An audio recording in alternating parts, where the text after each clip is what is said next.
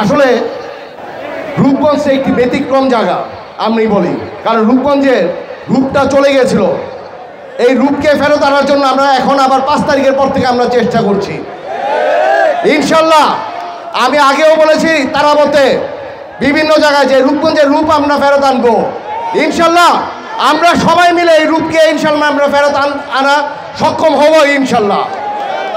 আজকে এই গণ ইফতারটা অ্যাকচুয়ালি আমাদের দেশনায়ক তারেক রহমান সাহেব বলেছে যে যদি তুমি রাজনীতি করতে চাও তাহলে ওয়ার্ডে ওয়ার্ডে যাবা, সকল ওয়ার্ডে ওয়ার্ডে গিয়ে ইফতারের প্রোগ্রাম করবা, তাইলে তুমি জনগণের সাথে থাকতে পারবা। কারণ দেশনায়ক তারেক রহমান সাহেব এবং জিয়াউর রহমান সাহেব একটি কথা বলে যে জনগণ সকল ক্ষমতার উৎস। আপনার জনগণ যে কিছু করতে পারে, জনগণ একটি মানুষকে রাজার চেয়ারও বসাইতে পারে এবং রাজার চেয়ার থেকেও টেনে নামাই দিতে পারে। আজকে আপনারা দেখেছেন জনগণ কি না করতে পেরেছে। এই রূপগঞ্জের একজন যিনি শোষক হিসাবে রূপগঞ্জের প্রতিটি মানুষের ঘর বাড়ি সব কিছু কেড়ে নেওয়ার চেষ্টা করেছে, আজকে জনগণ তাকে কেড়ে নামিয়ে দিয়েছে।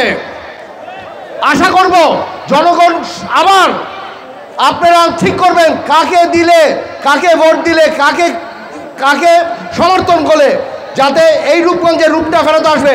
আপনারা ভুল করবেন না ইনশাল্লাহ। আপনারা চিন্তা করবেন যাকে দিলে আপনারা নিশ্চিন্তে থাকতে পারবেন, দুর্নীতিমুক্তভাবে থাকতে পারবেন, চাঁদামুক্ত থাকতে পারবেন।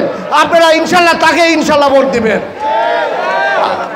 আজকে এইখানকার এই বিসিকটা করে গেছে আমাদের প্রাণপ্রিয় এক নেতা মরহুম মতিন চৌধুরী সাহেব, বিএনপি আমলে এইখানে এই বিসিকটা হয়েছে। আমি আপনাদের মাঝখানে কথা দেই, যদি আমাদের দল যখন ক্ষমতা আসবে আমরা এইখানে ইনশাল্লাহ ওনার নামে ইনশাল্লাহ একটি কলেজ আমরা করে ছাড়ব। বেসিক এমন একটা জায়গা যেখানে কর্মব্যবস্থার জন্য আমাদের দলের অনেকে মিলে 460টি প্লট দিয়ে গেছে।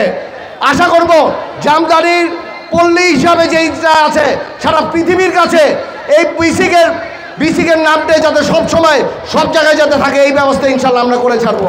আমি আপনাদের মাঝখানে একটি কথা বলি, আমাদের পরিবার সব সময় আপনাদের সাথে ছিল এবং আশা করব যে আপনারা আমার সাথে থাকবেন, আমিও যাতে আপনাদের সাথে থেকে আমি আপনাদের সুখে দুঃখে যাতে থাকতে পারি।